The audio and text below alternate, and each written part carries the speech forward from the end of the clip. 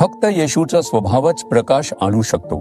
म्हणून तुम्ही प्रामाणिक, पवित्र, नम्र, प्रेमळ आणि विनम्र असलंच पाहिजे.